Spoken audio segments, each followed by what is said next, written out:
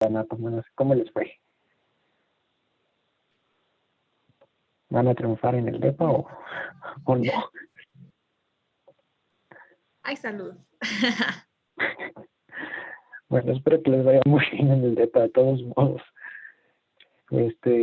Bueno, vamos a empezar a hablar del ciclo de Krebs. Los pocos que están, pues van a ser afortunados porque, pues, vamos a hablar un poco de la gran pregunta que muchos tienen, de qué rayos me sirve el ciclo de Krebs en medicina. Hola, buenas Muchos noches. creen que no sirve de nada, ¿verdad? Y entonces, pues vamos a empezar con el ciclo de Krebs. Es uno de los temas más bonitos que hay, me gusta mucho, y de hecho yo creo que la mayoría de las personas asocian al ciclo de Krebs con la bioquímica directamente.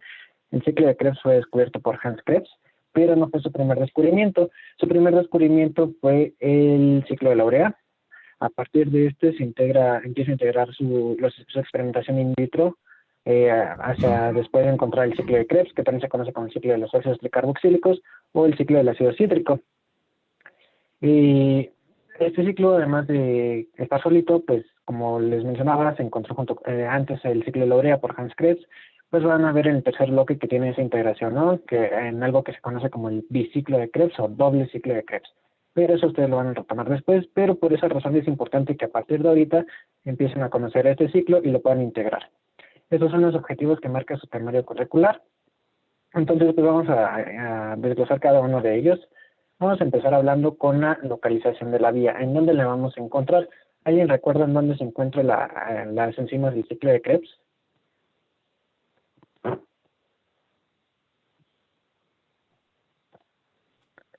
Recuerden hablar sin miedo, nadie lo está calificando aquí.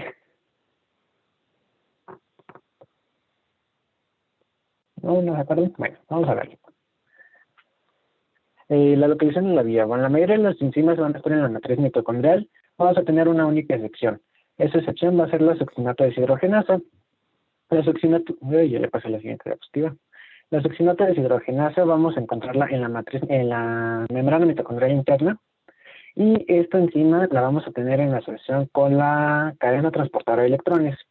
Entonces, más adelante vamos a ver un poquito más sobre esta enzima, pero esta es una gran pregunta de departamental. Siempre se preguntan qué enzima del ciclo de Krebs se encuentra o se localiza en la membrana mitocondrial interna, y pues es la succinato deshidrogenasa, o cuál no forma parte de la matriz mitocondrial. El objetivo de la vía, bueno, pues esta es una vía anfibólica. Esto quiere decir que genera metabolitos que participan en la síntesis de energía en la cadena de transporte de electrones, así como el metabolitos de encrucijada. Vamos a ver que tiene dos partes, vía catabólica y anabólica, que es lo que nos dice que sea anfibólica, ¿verdad? Y bueno, la primera vía, la parte catabólica, se va a encargar de degradar a la acetilcoenzima A dentro de las primeras 4 reacciones. Las siguientes 4 reacciones, en total son 8, pues las últimas 4 van a encargarse de la regeneración del oxalacetato, que son los dos sustratos de inicio de la vía. Muy bien, ahora sí vamos a ver a lo que nos interesa y nos gusta mucho, que son las reacciones del ciclo de Krebs. Esta historia va a ser bastante rápida, son muchas reacciones. Entonces aquí, si tienen alguna hoja o algún lugar en donde apuntar, pues sería genial que pudieran hacer un circulito y empezaran a dividir con flechas las 8 reacciones para que a partir de ahí tengan su apunte.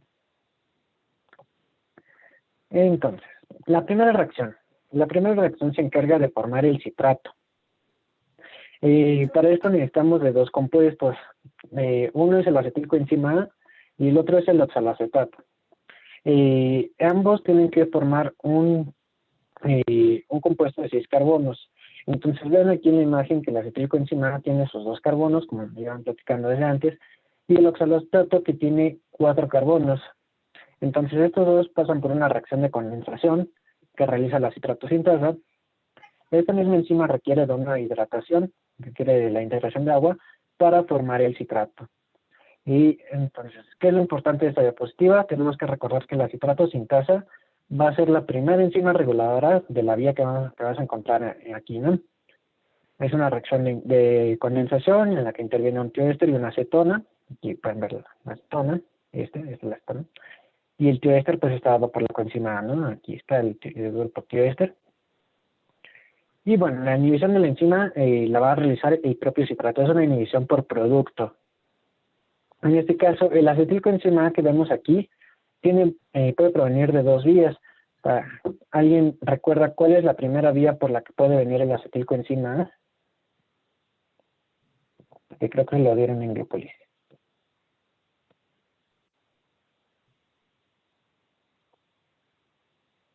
¿No? ¿No viene el ¿Ari? piruvato cuando sale? ¿Cuándo qué? Perdón. Cuando sale, o sea, cuando se termina la glucólisis, salen dos piruvatos, ¿no? ¿No es de ahí? Ajá. Así es. ¿Recuerdas cómo se llama ese proceso? Ay, no. Ah, sí, ¿No? es descarboxilación de piruvato, algo así. Exactamente, la descarboxilación del piruvato. Ese es el primer proceso. Entonces ustedes seguramente vieron o van a ver en algún momento, los destinos del piruvato son bastantes. Uno de ellos es la descarboxilación del piruvato, que se realiza por la piruvato la piruvato deshidrogenasa. Y en este caso, pues obtenemos el acetilcoenzima. La otra vía todavía no la conocen, la van a conocer en el tercer bloque, es la beta-oxidación, que es básicamente la oxidación de ácidos grasos. La manera en que nosotros utilicemos la grasa es esta, la beta-oxidación nos genera como producto el acetilcoenzima y esto es la razón por la que el quemar grasa genera energía, porque también va a parar a acetilcoenzima. Recuerden que todas las vías, como lo vimos en la primera serie, van a parar a acetilcoenzima para generar energía a través del ciclo de Krebs y mandar los metabolitos hacia la cadena transportadora de electrones. En cuanto al oxaloacetato, que es nuestro segundo producto, puede provenir tanto de la regeneración que tiene dentro del mismo ciclo, como en la reacción de la piruvato-carboxilasa. Ese es un segundo, un segundo destinos, el segundo destino que tiene el piruvato una vez que se forma la glucólisis, la piruvato-carboxilasa. Y para esto pues se forma el compuesto de 6 carbonos, como ya lo platicábamos. La segunda reacción es la formación del isocitrato. Esta no es una enzima, bueno, no es una reacción que sea reguladora del ciclo. Aquí lo único importante es que el citrato, pues en realidad pasa al isocitrato, pero dentro de las investigaciones que se hicieron, pues vieron que el citrato no tenía manera de convertirse en isocitrato de manera directa. Vieron que a fuerza tenía que haber algún intermediario y lo encontraron in vitro, ¿no? Ese intermediario es el aconitato. Entonces, a la enzima que realizaba esta reacción le pusieron aconitasa. Como vimos en el primer bloque, las enzimas tienen una clasificación. Dentro de esa clasificación, pues encontramos enzimas que son hidratasas o deshidratasas, y el nombre formal de la aconitasa, pues es aconitato hidratasa. Esta enzima, su principal característica es que tiene los centros de hierro-azufre, y bueno, el citrato, este citrato que tenemos aquí, además de poder formar isocitrato, tiene un segundo destino. Su segundo destino es la beta-reducción, que es la formación de grasa, y lo vamos a ver más adelante, pero pues eso es una parte de la explicación de por qué la ingesta de carbohidratos nos genera grasa. ¿Qué más es importante? Que el primer paso de esta reacción, que es de citrato a conitato, es una reacción de deshidratación, y el segundo paso es una hidratación. Básicamente esto es para reordenar las moléculas de agua, bueno, en este caso sería de hidroxilo y de hidrógeno dentro de la molécula. Es un isómero finalmente. Dentro de la tercera reacción, pues tenemos a la oxidación del isocitrato. En este caso lo que utilizamos es del paso de isocitrato a alfa-acetoliterato. Es una reacción de descarboxilación. Ustedes ven aquí en la imagen. Tenemos un dióxido de carbono que está saliendo de la reacción, en esta reacción, y pues eso nos habla que es descarboxilativa, ¿no? Entonces simplemente hay que observar el esquema para poder asociar bien lo que sucede. La enzima que realiza este proceso es la isocitrato deshidrogenasa. Todas las enzimas que ustedes vean así marcadas en amarillo dentro de la presentación es porque son enzimas limitantes, que en este caso solo son 3. Esta es la segunda enzima limitante, o enzima reguladora de la vía. ¿Qué otra característica tiene esta enzima? Va a utilizar como cofactor el calcio. ¿Alguien recuerda, lo vimos en primer bloque, la diferencia entre un cofactor y una coenzima?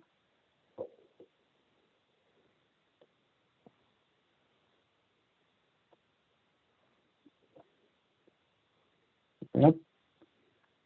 ¿Se la recuerdo? La principal característica, a ver, vamos a tenemos un mensaje en chat.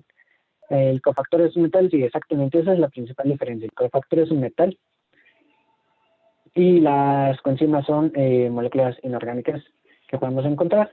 Y de hecho la deficiencia de las coenzimas pueden generar también trastornos en este metabolismo.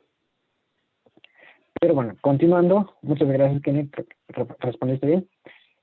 Pues ya dijimos que es una reacción descarboxilativa, en la cual se va a oxidar un grupo alcohol del isocitrato. Entonces, igual, véanlo en la imagen, el proceso de oxidación. En este proceso vamos a formar una molécula de NADH y se va a generar además el CO2. Y al ser una reacción descarboxilativa, pues estábamos hablando antes de una molécula de 6 carbonos, ahora vamos a tener una molécula de 5 carbonos que es el alfa-cetoglutarato. Esto es importante que lo recuerden, que el alfa-cetoglutarato es la primera molécula con 5 carbonos y va a ser la única de 5 carbonos. Dentro de este proceso, la inhibición, como es una enzima reguladora, pues va a ser inhibida por el propio NADH y va a ser activada por el ADP, es decir, en presencia de baja energía, vamos a activar el ciclo de Krebs, específicamente el alfa-citrato deshidrogenasa. ¿Y qué representa el tener o el haber generado por primera vez el NADH? ¿Alguien recuerda la importancia de esta molécula? ¿Qué le sucede en la cadena transportadora de electrones, en la fosforilación oxidativa? ¿Qué pasa? Yo creo que la tenemos hace rato. ¿No? ¿Cuántos ATP genera? ¿Alguien sabe cuántos ATP genera el NADH? 2,5. 2.5 ATP son los que genera el NADH. Exactamente, no vayan a redondear nunca el 2.5, yo sé que algunos maestros les piden que ya lo redondeen a 2 a 3. Manejen ustedes como 2.5, que es lo que genera el NADH, ¿vale? Nuestro siguiente, creo que lo habían visto hace rato, perdón, cabrón. Una duda. Ay, perdón. Vale, sí, En esta primera, bueno, no, en esta reacción 3 es donde genera 2.5, ¿no? O sea, en esta solamente, bueno, o sea, al principio. Es la primera reacción en la que generamos un NADH que equivale a 2.5 ATP en la fosforilación oxidativa. Eso ya lo verán en otra asesoría que me dice Carly. Pero sí, esta es la primera reacción en la que generamos un equivalente energético. Ok, muchas gracias. Sí. Posteriormente tenemos esta otra reacción, que es la reacción de oxidación del alfa-cetoglutarato. Entonces estamos hablando que teníamos un compuesto de 5 carbonos, el alfa-cetoglutarato, y al ser una oxidación vamos a tener ahora un compuesto de 4 carbonos, que es el succinilcoenzima A. Entonces esta reacción también es descarboxilativa. También estamos sacando un CO2. ¿Alguien recuerda a qué se parece todo este proceso?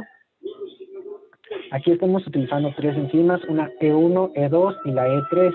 ¿En qué otra? ¿Alguien tiene encendido su micrófono? Gracias. Perdón, ¿alguien recuerda a qué se parece este proceso? ¿En dónde lo vimos?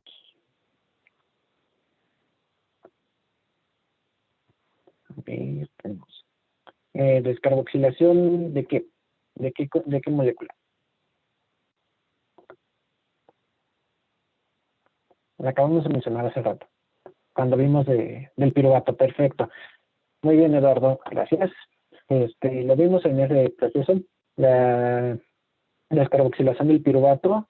También se parece mucho a esta enzima. Esta enzima es muy similar a ese proceso. ¿Por qué?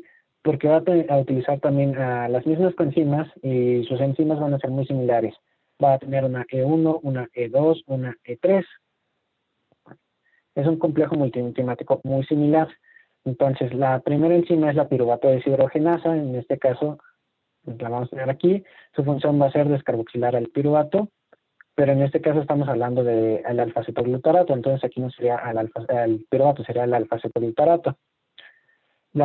Y su coenzima es la misma, el tinencrofosfato. La segunda, pues, es el hidrolipoil transacetylasa, que cataliza la transferencia de grupos acetilo a la coenzima A. ¿Y esto por qué nos habla aquí de coenzima A? Porque el alfa-cetoglutarato, a pesar de que lo estamos oxidando, necesitamos introducir una molécula de coenzima A para la formación de succinil coenzima A, ¿no? Por algo se llama coenzima A, y es que este es el punto en el que estamos introduciendo la coenzima A. Por lo tanto, las coenzimas necesarias serán el lipoato y la coenzima A, y la E3, que es la de hidrolipodeshidrogenasa, que va a oxidar nuevamente el grupo de hidrolipomida, y sus coenzimas serán el NAD y el FAD, ¿no? Entonces, cualquier deficiencia de estas vitaminas van a repercutir directamente en este ciclo. Pero al igual que estas coenzimas, pues va a requerir de un cofactor. ¿Por qué? Pues porque entre las coenzimas, como el cofactor, van a regular a esta enzima, a este complejo multienzimático, y el cofactor será el calcio. Esto es muy importante que lo recuerden, ¿no? Es un complejo multienzimático similar a la piruvato deshidrogenasa. ¿Qué más aquí? Pues nada más, ¿no? Es una reacción descarboxilativa. Estamos oxidando el grupo alcohol del isocitrato. Formamos el NADH, por lo tanto, esta es la segunda reacción en la que estamos formando un equivalente energético. Entonces vayan haciendo ustedes la cuenta. En la reacción anterior ya llevamos 2.5. Aquí estamos formando nuevamente un NADH. Eso quiere decir que hasta el momento llevamos formados 5 ATP, bueno, serían los equivalentes ya en la fosforilación oxidativa. Y como es una reacción descarboxilativa, pues estamos generando el CO2 que está saliendo, y eso ya nos habla de que el succinilcoenzima pues es de 4 carbonos, ¿no? La inhibición de esta enzima reguladora, que es la tercera y la última que vamos a ver en este proceso, se va a dar por el mismo nicotina en dinucleótido reducido y por el producto. O sea, ambos son productos, ¿no? El succinilcoenzima A. Y también nos habla de que el alfa-cetoglutarato puede provenir tanto del mismo proceso de la glucólisis, de la reacción del isocitrato hacia el alfa-cetoglutarato, como de la vía de la glucosa alanina. ¿Tienen alguna duda hasta aquí? ¿O todo vamos bien? Entonces, en esta reacción se produce 1.5. 2.5. 2.5, gracias. Así es. Entonces, como ya lo mencionábamos al inicio, para los que entran tarde, los primeros 4 pasos hasta aquí en este momento van a ser de degradación de la acetilcoenzima A. Y como ya vimos todas las enzimas reguladoras, pues ven que todas utilizan al calcio como cofactor. Esto nos habla de la gran riqueza que tiene la mitocondria de calcio. Y también esto es importante, yo creo que lo van a ver en patología también, igual que yo. Van a ver que hay mucha, en la morfología patológica, cuando ustedes ven el microscopio pueden identificar estructuras calcificadas, que se ven muy eosinófilas, y nos habla de la presencia de calcio debido a un daño mitocondrial. Entonces es por eso, aquí lo vamos a integrar, el calcio se requiere para esto, y en este tipo de procesos pues se ve dañada. Y algo más que les quiero comentar, yo al inicio de la presentación les preguntaba sobre la importancia del ciclo de Krebs, ustedes como médicos.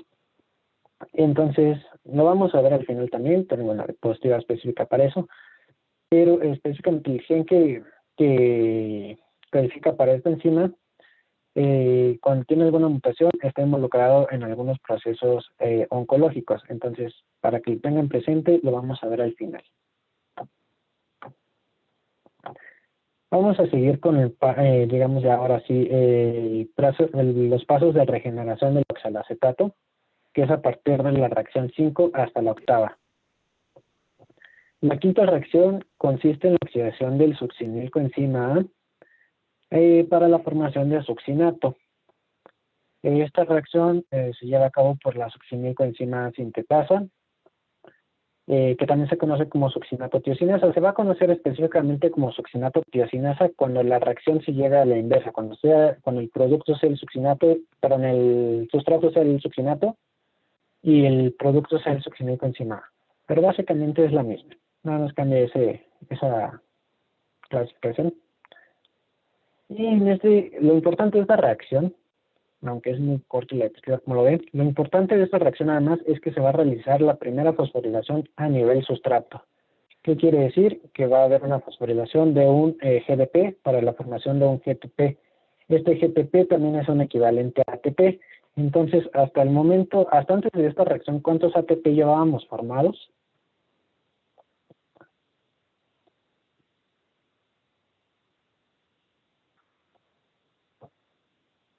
5, muy bien, que me llevamos 5. Entonces, ahora le sumamos este equivalente a ATP, llevamos 6. Lleven la cuenta, porque eso va a ser parte del balance energético.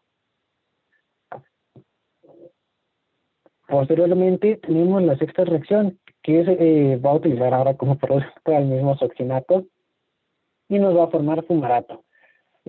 A partir del punto anterior, siempre les digo que tengan una mnemotecnia presente, en la que utilizamos las iniciales de los productos, ¿no? Entonces es la primera S y la segunda S que está acá. La S de succinilcoencima y la de succinato. SS, fumar es malo. Y ahora vamos a ver por qué fumar es malo. Entonces SS se refiere a succinilcoencima, succinato, fumar de fumarato y malo de malato y oxaloacetato. ¿Vale? Entonces, ahorita vamos a formar el succinato fumarato. La formación del fumarato pues va a requerir de la succinato deshidrogenasa.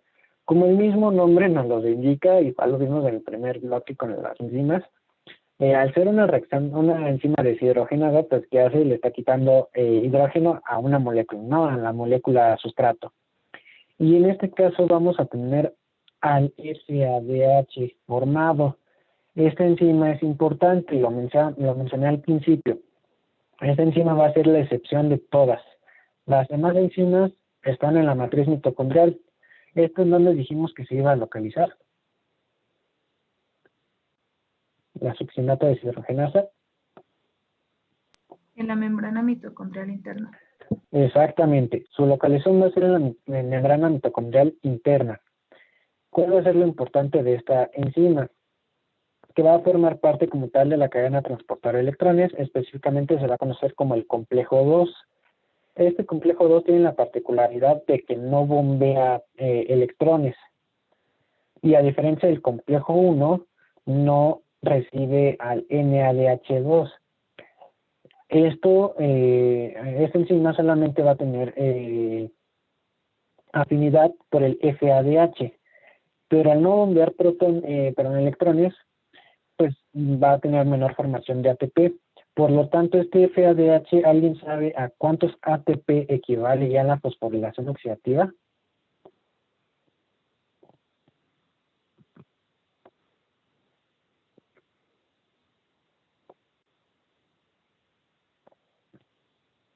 ¿No? Bueno, el FADH va a equivaler solamente a 1.5 ATP. Hasta la reacción anterior llevábamos 6, entonces sumando el 1.5 que genera el FADH, vamos a llevar 7.5 en este momento. No lo olviden, el NADH genera 2.5, el FADH genera 1.5. A pesar de que la succinato deshidrogenasa no es una enzima reguladora de esta vía, sí se puede inhibir y evitar esta reacción, y esto va a repercutir directamente en la cadena transportadora de electrones. Su inhibición principal pues es por el malonato. Y aquí tenemos la razón de por qué se inhibe por el malonato. Esto debido a que el malonato es estructuralmente es muy similar al succinato. Y también se les pueden preguntar, aunque no sea enzima reguladora, les pueden preguntar qué molécula inhibe a la succinato deshidrogenasa o al complejo 2. Y otro punto importante es que, bueno, esto iba en la diapositiva anterior. Puede formar, bueno, esto lo vamos a ver en las diapositivas de encrucijada. Ahora se los comento bien. Pues obviamente tenemos la séptima reacción, que es la fumarato amalato. Recuerden, fumar es malo. Entonces, ¿qué sucede? Para esta reacción vamos a tener a la fumarasa. Igual que la conitasa, tiene ese nombre similar, que se llama fumarato hidratasa. ¿Y qué es lo que sucede? Como el nombre de la enzima lo dice, hay una hidratación. Igual, eso es lo único importante. Es una reacción de hidratación en la que se va a formar un grupo de hidroxilo proveniente de esa molécula de agua en el carbono 2 y un carbanión en el carbono 3, ¿no? Entonces aquí está el carbono 2 con su grupo de hidroxilo y se forma el carbanión en el carbono 3, y ese carbanión va a ser protonado para finalmente formar al malato. Y la última reacción. Esta última reacción consiste en ya la regeneración propiamente del oxalacetato, que es de malato a oxalacetato. Esta reacción se lleva a cabo por la malato deshidrogenasa. Igual, el nombre de la enzima nos está diciendo todo lo que se realiza es una reacción de deshidrogenación. Se retiran dos hidrógenos del malato para lograr la reducción de una molécula de NAD y obtener un NADH como producto. Entonces, hace un momento teníamos 7.5 ATP. Si nosotros le sumamos 2.5 más, ¿cuántos obtenemos?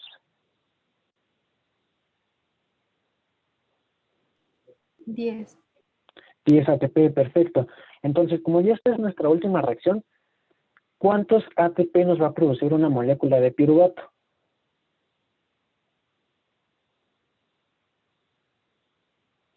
10. Una molécula de piruvato que entra al ciclo de Krebs va a producir 10 ATP.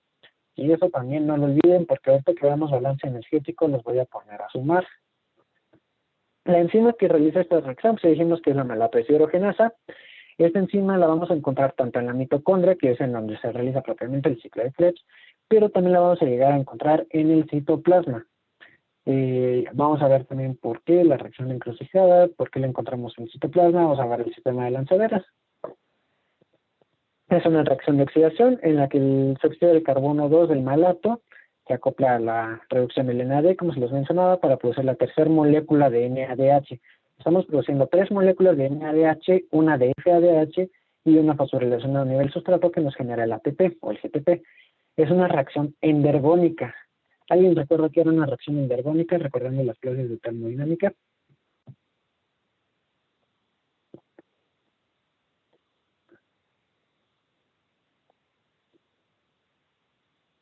¿Que absorbe energía? Exactamente, absorbe energía. Y pues esto nos habla de que en realidad no debería ser una reacción favorable, ¿no?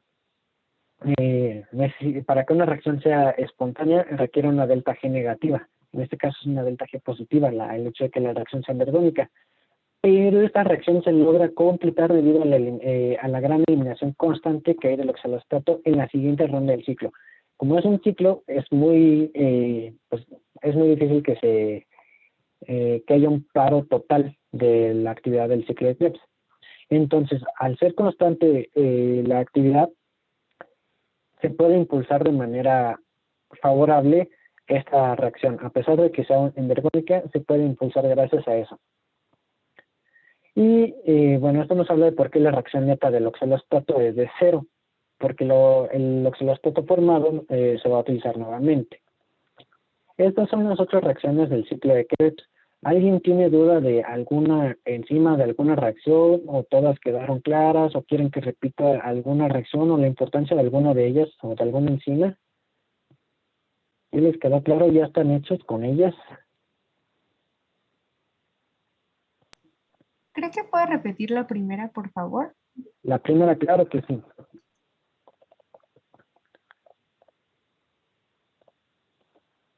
Es esta.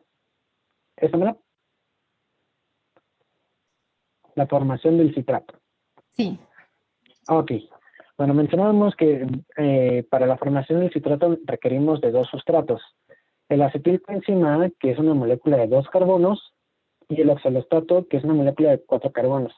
Entonces, como en esta reacción vamos a sumar, es 4 más 2, 6. El citrato va a ser una molécula de 6 carbonos. El acetilcoenzima A lo vamos a obtener tanto de la beta-oxidación, que es la oxidación de los ácidos grasos, como de la glucólisis, de la descarboxilación del piruvato propiamente. Y el oxalacetato, una vez que se satura la piruvato deshidrogenasa, pues entra en acción la piruvato carboxilasa. Y la piruvato carboxilasa lo único que hace es agregar un dióxido de carbono, y es una reacción que requiere de un ATP para formar el oxalacetato. Entonces, esta reacción, como es de condensación, requiere también una molécula de agua, se forma el citrato, y es la primera enzima restrictiva de esta vía. Es lo más importante de esto. Y la inhibición pues que se realiza por el propio producto, el citrato, e inhibe al citrato sintasa.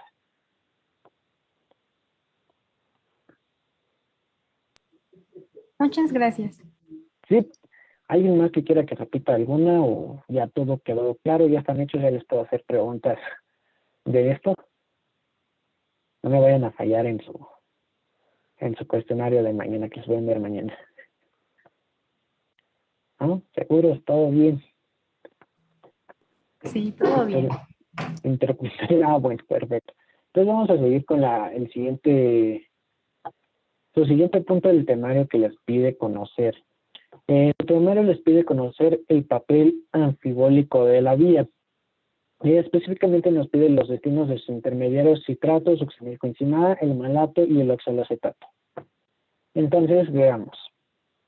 El primero, vamos a hablar del citrato.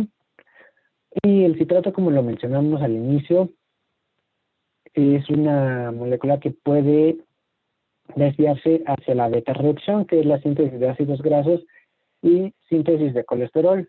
Además, por la propia reacción, pues tiene capacidad de formar oxaloacetato y ácido sólico. Vean que el citrato sale de la mitocondria hacia el citoplasma y forma el oxaloacetato citosólico. Estas son las únicas reacciones que tiene que ver con la vía anfibólica, pero es importante que conozcan este punto. Y de aquí les iba a preguntar algo más, pero no recuerdo qué les iba a preguntar.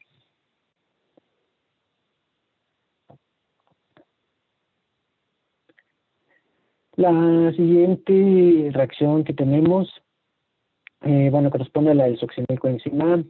Esa es una pregunta muy clásica del departamental, pero bueno, ya me acuerdo que les iba a preguntar. Vamos a continuar con esta diapositiva.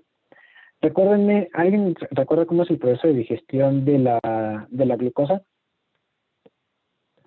¿Cómo entra un carbohidrato del cuerpo, la comemos y qué le pasa después?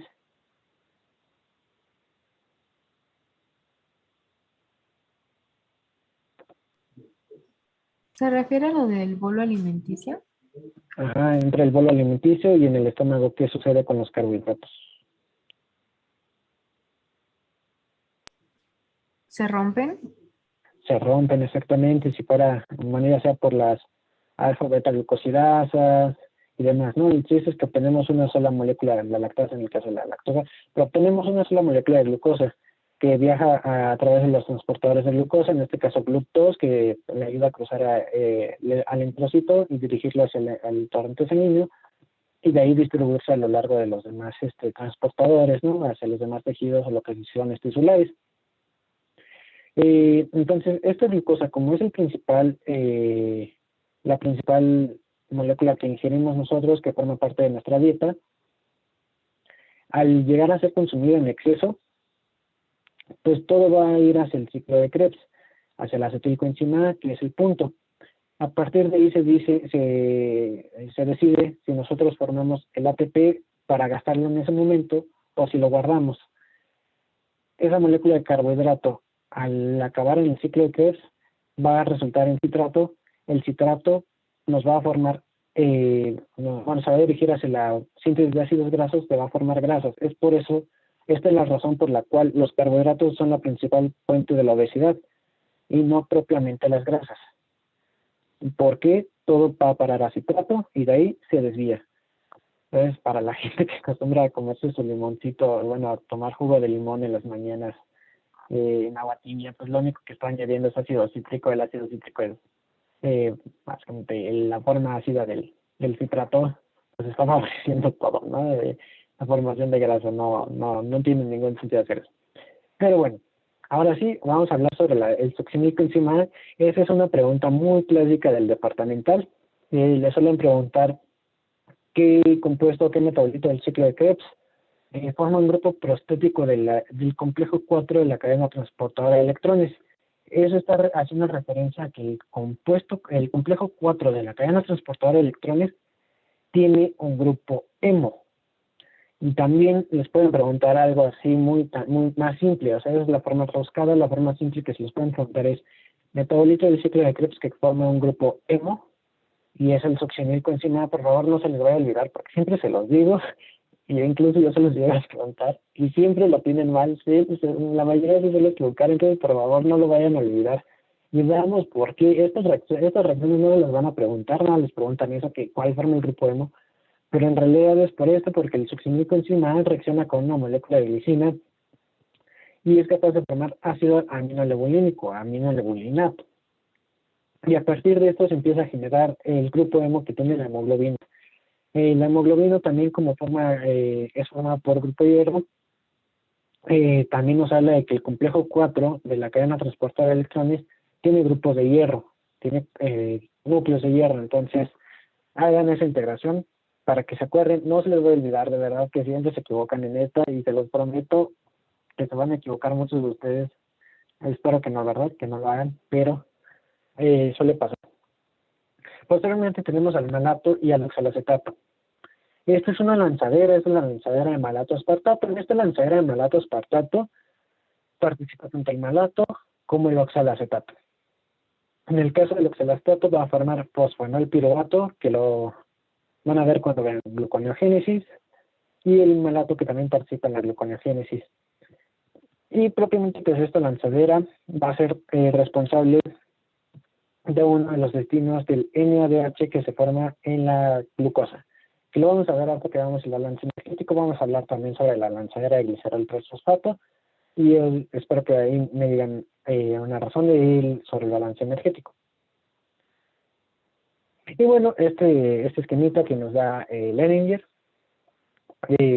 sobre los demás destinos de todas las moléculas en general, pues ya lo vimos, ¿no? El citrato que es capaz de formar colesterol y ácidos grasos, el alfa-cetoglutarato, este no lo pide su temario, pero pues sí lo pueden saber. Forma glutamato, el nombre es muy similar, ¿no? A partir del glutarato se pueden formar purinas y también se pueden generar otros aminoácidos.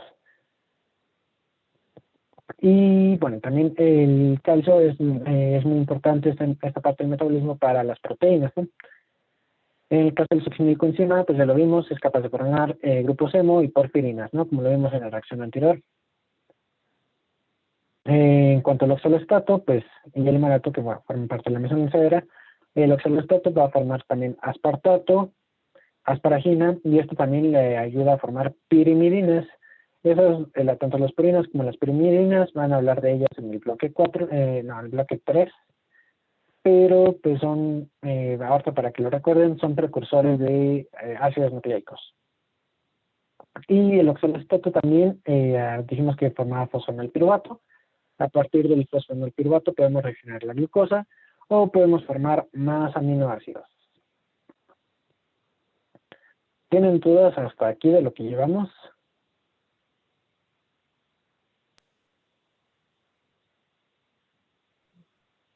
Oh, perfecto. No, vamos bien.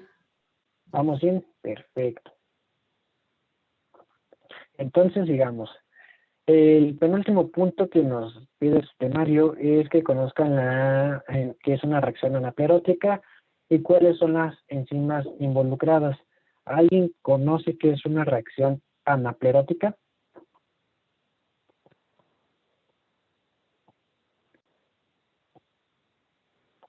No.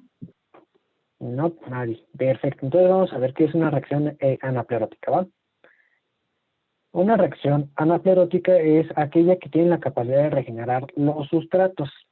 Es por eso que dijimos que el ciclo de Krebs es una vía anfibólica, pero que también tiene metabolitos de encrucijada, porque regenera sustratos para sí misma y aparte forma sustratos para otras vías, pero también otras vías regeneran esos sustratos para mandarlos al ciclo de Krebs. ¿Cuáles van a ser las enzimas involucradas? Que es lo que nos pide propiamente su temario. Pues también para eso tenemos que ver las reacciones, ¿no? La primera y la más importante es la piruvato carboxilasa, que como lo mencionamos, forma parte de uno de los destinos del piruvato. Entonces, como es un destino del piruvato, requiere, en este caso, ya sea una molécula de dióxido de carbono o de un bicarbonato, que para estos fines van a ser equivalentes, una molécula de ATP, y a partir de esto se va a formar el oxalacetato. Por eso es una reacción anaplerótica, con lo que dijimos, con una reacción que regenera el sustrato del ciclo de Krebs o del ciclo de Krebs que se genera hacia otra vía. En este caso el oxalacetato está siendo regenerado por la piruvato carboxilasa. ¿Dónde encontramos esta enzima? La vamos a encontrar en hígado y en riñones. Son los dos tejidos más importantes en los que se va a localizar la enzima. Y las siguientes enzimas tienen menor importancia, pero pues también forman parte de las reacciones anapleróticas. Hay muchas, estas son las más importantes, pero sobre todo esta. La siguiente es el fosfonolpiruvato, que requiere la fosfonolpiruvato carboxigenasa. ¿Alguien recuerda en dónde encontramos esta enzima?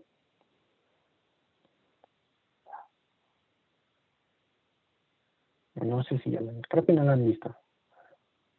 Pero bueno, esta enzima forma parte de la gluconeogénesis, la formación de glucosa de nuevo a partir de compuestos no carbohidratos. Entonces, esta enzima, la fosfonolpiruvato carboxigenasa, requiere del fosfonolpiruvato y como es una carboxigenasa, pues va a requerir de dióxido de carbono y de un GDP para generar un GTP. Y esta enzima va a ser más común encontrarla en corazón y en músculo. En general, pues los dos en músculo, ¿no? La gluconeogénesis, pues es muy dada en el músculo, entonces ahí también la vamos a poder encontrar. Tenemos a la fosfonilpiruvato carboxilasa, que también requiere del fosfonilpiruvato como sustrato, una molécula de bicarbonato, para formar también oxalastato, pero a diferencia de la anterior, vean que no es una cinasa, esta es una cinasa y las cinasas pues se encargan de trabajar con moléculas de alta energía como el GTP o regenerarlo en este caso, y aquí no hay cinasas, por lo tanto no va a estar involucrado un GTP, y lo único que nos va a formar pues es un fosfato inorgánico. Y esta enzima es más común encontrarla en microorganismos, en algunas bacterias. Y finalmente tenemos a la enzima málica. También es muy común que en las preguntas de sus exámenes confundan a la malato deshidrogenasa con la enzima málica, por la similitud que hay, ¿no? Entonces no lo vayan a hacer. Recuerden que la enzima málica va a trabajar con piruvato, con bicarbonato y con una molécula de NADPH para formar el malato. La malato deshidrogenasa lo que hace es formar oxalacetato a partir del malato y forma una molécula de NADH. Acuérdense que las deshidrogenasas nos hablan de formación de algún compuesto que ganó esos protones, ya sea FADH o NADH, no más. Aquí no, la enzima málica no está trabajando con ninguno de esos dos, es NADPH. En este caso, el producto por lo regular, la reacción va a correr en favor del malato y no viceversa. Aunque sea una reacción reversible, lo más común es que corra en favor del malato. Y esta enzima en general va a ser ubicua, la vamos a encontrar en todo el cuerpo. ¿Tienen duda de las reacciones anapleróticas? ¿Sí les quedó claro para que no confundan la enzima málica y las demás reacciones les quedaron claras?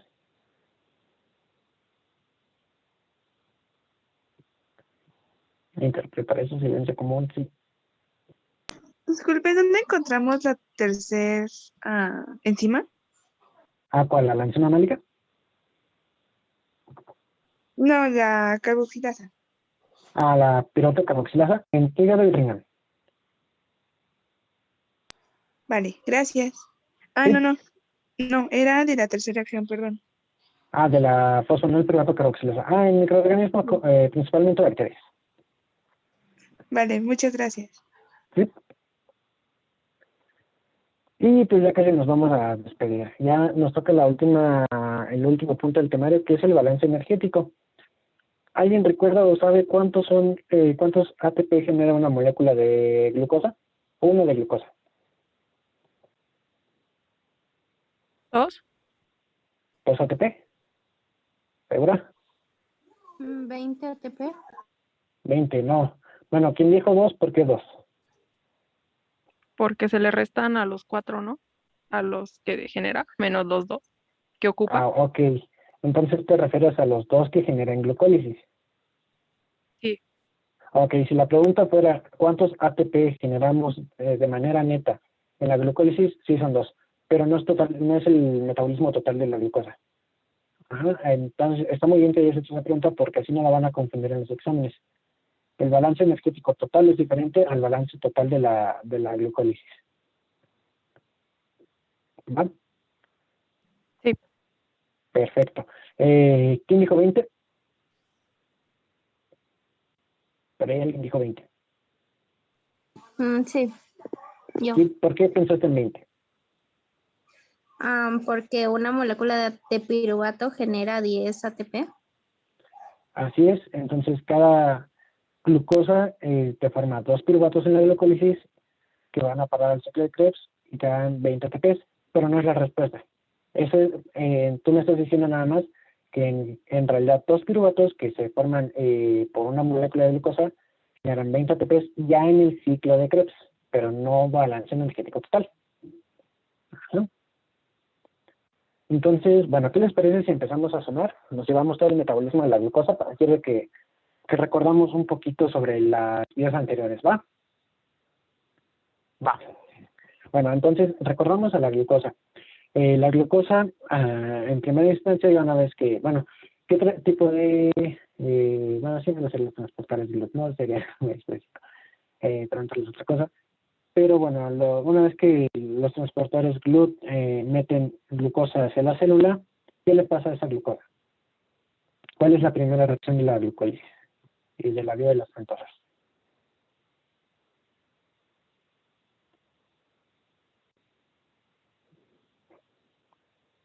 Es fosforilada. ¿Se acuerdan quién fosforila la glucosa?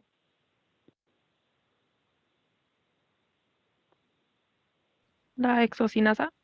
Exactamente, la hexocinasa va a fosforilar a la glucosa. Y ahí es el primer gasto de ATP, ¿no? Entonces, vamos a empezar a verlos en los siguientes recados, ¿no? Aquí en la tablita. Aquí está el primer gasto energético, el primer ATP.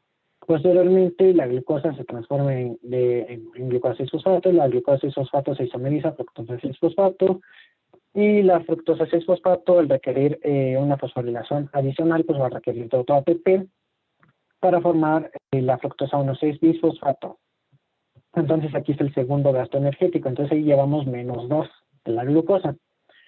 Las siguientes reacciones pues se forma el gliceraldehído 3-fosfato, 2 moléculas de gliceraldehído 3-fosfato, que van a formar en la siguiente reacción a 2 moléculas de 1,3-bisfosfoglicerate. En esta reacción se van a liberar 2 NADH. Esto tenganlos presentes y tenganlos guardados para el final de la vía de esta glucólisis. Posteriormente, el 2-fosfoglicerato pasa a varias reacciones para finalmente formar 2-fosfonilpiruvato, y este va a reaccionar. ¿Por qué enzima va a reaccionar el 2-fosfonilpiruvato para formar el piruvato? Es una enzima restrictiva de la vía.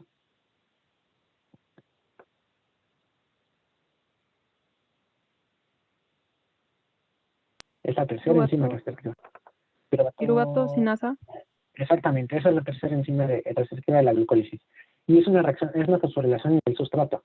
¿Qué quiere decir? Que nos va a formar más moléculas de ATP. Entonces, hasta este punto, formamos en toda la glucólisis 4 ATP y 2 moléculas de NADH. Pero como no me acuerdo quién dijo, creo que fuiste estudiando, no me acuerdo, que se formaban 2 en la glucólisis, pues les vamos a restar estos 2 que gastamos al inicio, y por lo tanto solamente nos vamos a quedar con 2 ATP y 2 NADH como producción neta. Producción bruta sí son 4, producción neta son 2 ATP de la glucólisis. Y posteriormente, pues siguiendo, vamos a tener la descarboxilación del piruvato. No me omitan ese paso, es muy importante la descarboxilación del piruvato. ¿Por qué? Porque el piruvato, para la formación de acetilcoenzima A, en ese proceso multienzimático de la piruvato deshidrogenasa, se va a liberar NADH. Y como en primera instancia estamos trabajando con una molécula de glucosa que se transformó en 2 piruvatos, pues los 2 piruvatos van a ser descarboxilados. Entonces, se generan 2 NADH porque cada una de piruvato te genera 1. Entonces estamos trabajando con 2 porque estamos hablando de la glucosa. Entonces aquí ya tenemos el NADH. ¿Cuál es la localización subcelular de las enzimas de la piruvato deshidrogenasa, del complejo multienzimático piruvato deshidrogenasa? ¿Dónde lo encontramos? ¿Mitocondria o citosol? Citosol. No, va a estar en la mitocondria. La piruvato deshidrogenasa ya va a estar propiamente en la mitocondria. Entonces aquí tengo guardado esto, y posteriormente estas son las reacciones del ciclo de Krebs. En aquí ya vimos que se forman 10 ATP, ya hicimos toda la cuenta. Entonces, A partir de este conteo, aquí otra vez se lo recuerdo, que recuerden que un NADH forma 2.5, un FADH forma 1.5 y un acetilcoenzima A que entre el ciclo de Krebs forma 10 ATP. ¿Cuál sería el balance energético total de una molécula de glucosa? Solo de una, de glucosa.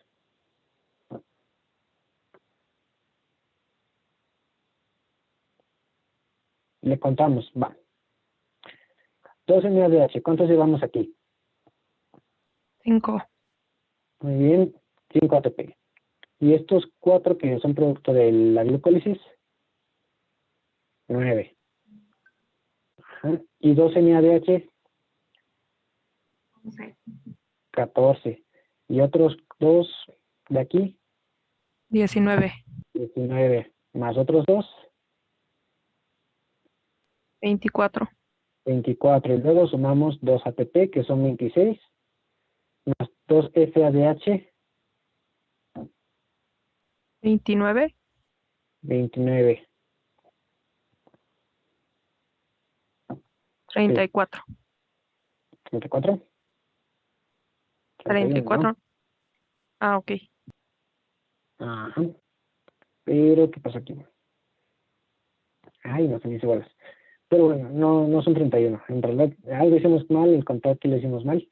Pero nos tuvieron que haber dado 32, ¿vale? Son 32 los que nos tuvieron que generar en todo esto, en este proceso. Contamos algo mal. Pero bueno, ¿por qué son 32? ¿O por qué aquí el conteo total nos dice que son 30 a 32? Si la suma en realidad, esta suma nos tuvo que haber dado 32. Y aquí nos dice que son 30 a 32. Aquí está la clave.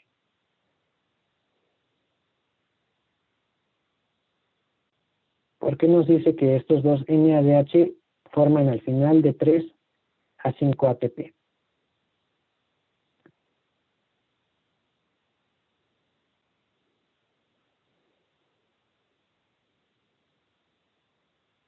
Eso sí lo vieron en glucólisis. No, bueno, vamos a explicar por qué son 30 a 32. Y eso es importante. En las reacciones, ¿en dónde se lleva a cabo la glucólisis? ¿En la mitocondria o en el citosol? En el citosol. En el citosol, perfecto. Entonces, el NADH no va a ser capaz de cruzar por sí solo la membrana mitocondrial. Normalmente sí debería generar 2.5, pero cuando está dentro de la mitocondria, porque ahí entra directamente la cadena transportadora de electrones. Cuando está afuera, requiere de las lanzaderas para poder ingresar. Vamos a tener dos lanzaderas, la lanzadera de glicerol 3-fosfato y la lanzadera de malato aspartato. Vamos a ver primero la lanzadera de glicerol 3-fosfato. Es que, carga. Bueno, aquí está. El paso de la glucosa al piruvato nos está hablando de la glucólisis, ¿no? Entonces, en la glucólisis estamos produciendo las moléculas de NADH. Y hasta ahí todo perfecto. ¿Qué pasa después? Como es citosólico, requiere de una forma de ingresar a la mitocondria. Para esto va a utilizar a la glicerol 3-fosfato deshidrogenasa citosólica. ¿Qué va a hacer esta enzima? Va a formar glicerol 3-fosfato a partir de una molécula de dihidroxiacetona fosfato. Y el glicerol 3-fosfato, bueno, esto es una reacción en la que se oxida el NADH y se reduce la dihidroxiacetona fosfato para formar el glicerol 3-fosfato. Pero después tenemos que oxidar nuevamente el glicerol 3-fosfato para regenerar esa molécula de dihidroxiacetona fosfato. Y en esta, pues la molécula aceptora, la quien se va a reducir ahora, va a ser un FAD.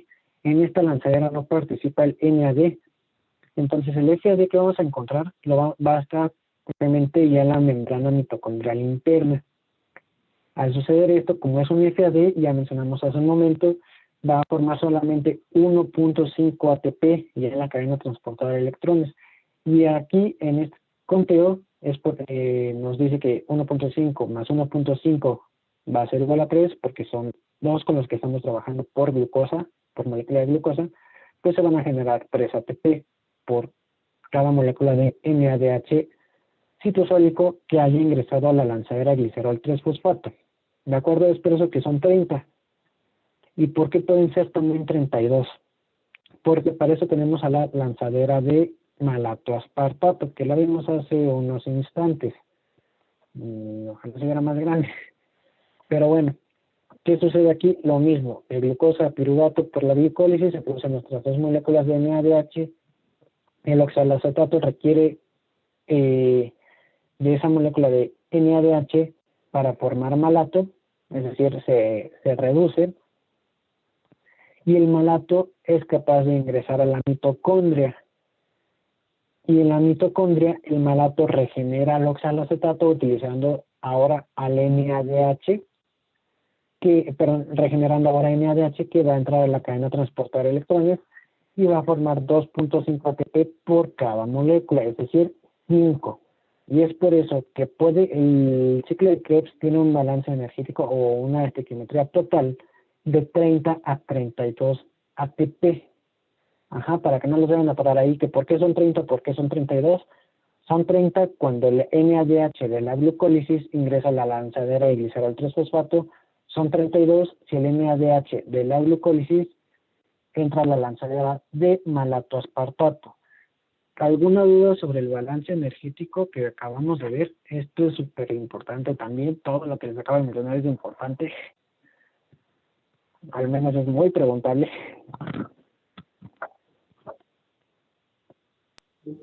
Bueno, yo sí con lo último. Entonces, si se depende de 3 o 5, depende de qué lanzadera se use para el NADH.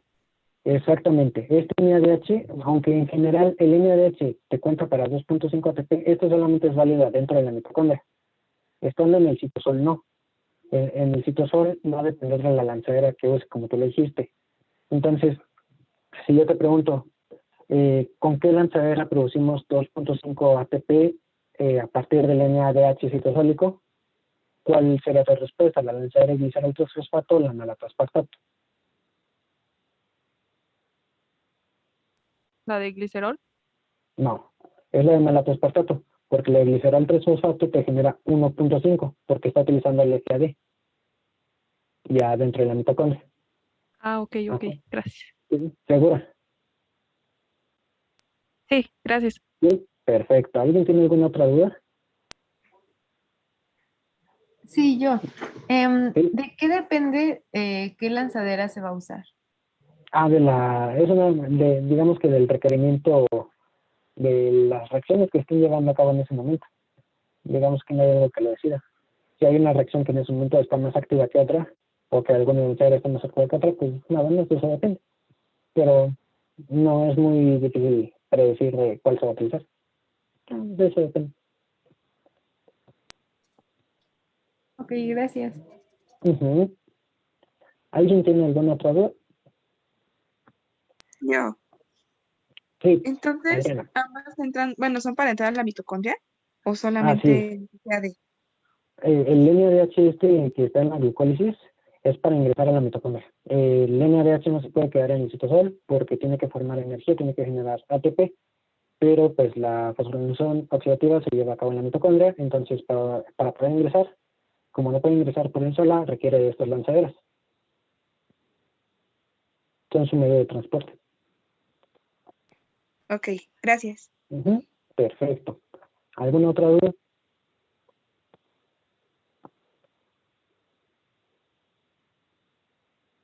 No, creo que no. Perfecto, ya están hechos. Bueno, ya para acabar, pues ya los que no entraron, pues ya se lo perdieron, porque pues esto no viene en su temario, pero esto es para que no digan que el ciclo de Krebs no le sirve de nada en medicina, que no le van a estar recetando a nadie una pastillita con ciclo de Krebs, como diría algún profesor que ya se jubiló.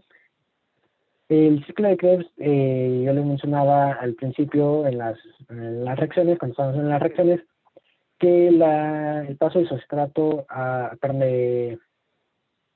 de isocitrato alfa-fosforilato se realiza por la isocitrato deshidrogenasa y que cualquier mutación en las enzimas que codifican a la isocitrato deshidrogenasa puede formar parte de algunas patologías. En general, en la mitocondria vamos a encontrar a dos isoenzimas, a la isocitrato deshidrogenasa 2 y a la 3. La 1 la vamos a encontrar en el citosol.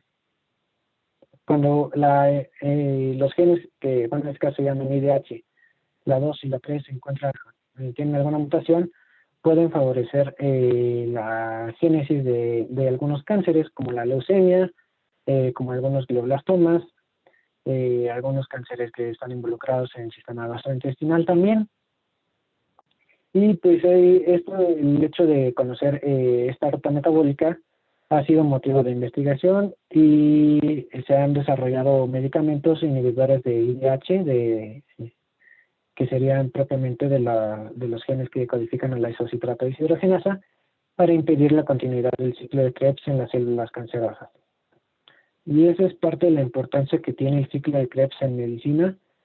Todo depende, yo sé que no se van a dedicar a la investigación muchos de ustedes, pero pues sí se ha visto muy involucrado en la investigación y tiene un fundamento ya farmacológico para que lo tomen en cuenta, ¿no? Para que no, para que cuando les pregunten, oye, ¿de qué te sirve saber el ciclo de Krebs?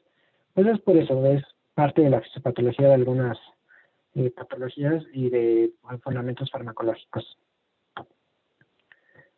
Y bueno, este es un esquema que yo hice hace mucho tiempo, en el que trato de integrar casi toda la presentación que vimos el día de hoy. Se las dejo por si les sirve de algo, si la quieren completar o algo así. Ahí la tienen ustedes. Y si no tienen alguna duda, pues por mi parte es todo. Espero que les haya ido muy bien en su departamental y que hoy hayan aprendido un poco más de lo que sus compañeros que no entraban se perdían, ¿verdad? No sé si tengan alguna duda o si alguien quiera complementar algo o opinar algo. Y si no, pues ya se pueden ir a descansar y a relajarse un rato y disfrutar el fin de semana largo. Muchas gracias. No hay de qué.